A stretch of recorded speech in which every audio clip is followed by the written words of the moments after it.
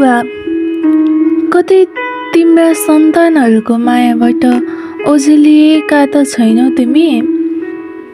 सबैले आमा सम्झिँदा, आमासँगै लहरिने बुवालाई बिर्सिँदा तिमीलाई पीडाले भतभती पोलेको त छैन? लाग्दो हो तिमीलाई मैले कहिले माया मेरो सन्तानलाई दिन सकेनछु, ताकि आज म मेरै सन्तानको मायाबाट, सम्झनाबाट क्षितिजभित्र थुनिएको छु। लाग्दो होला कहिलेकाहीँ तिमीले गरेका सबै दुःख तिम्रा सन्तानहरूले देखेनन्। लाग्दो हो तिमीले एकान्तमा रुएका आँसुहरू कसैले देखेनन्, अनि तिम्रा ती फोका उठेका हातका निशानीहरू तिम्रा सन्तानहरूले देखेनन्। लाग्दो होला कतै तिमी एक्लै त छैन यहाँ भनेर। सुमसुम्याउँदो होला तिम्रो पिल्सिएको पिठो अनि तिम्रा तालुहरू जहाँ सन्तानको भारले किचिएका, अनि पटक पटक कर्तव्य बोक्नुको पीडा। त्यसै छटपटी हुनुहुँदोला।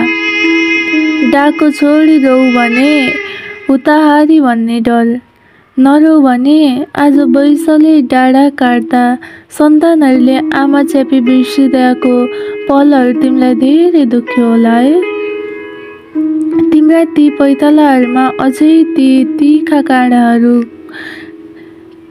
तिखा काँडाको डोबहरू होलान्।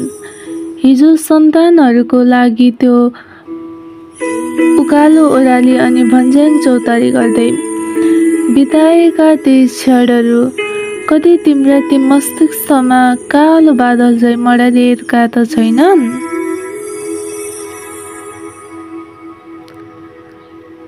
तर यदि तिमी यी सोचहरूसँग निसल्सिएका छौ भने, अनि यी काला मनसँग अतालिएको छौ भने,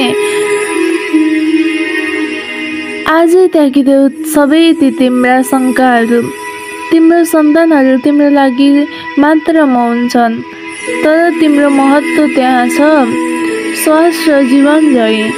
तिम्रा सन्तानहरू तिमी बिना अनि तिमी तिम्रा सन्तान बिना कहिले पुर्याउन सक्दैनौ। तिमीलाई मौनतामा छोडेर कहिले भाग्न सक्दैनौ तिम्रा सन्तानहरू।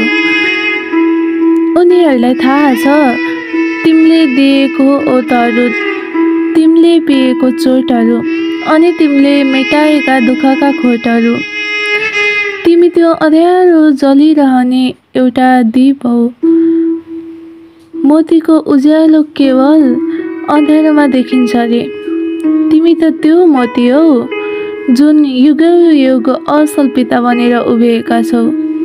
निसन्देह, निसङ्कोच, अटल सगरमाथा झैँ, अटल हिमाल झैँ।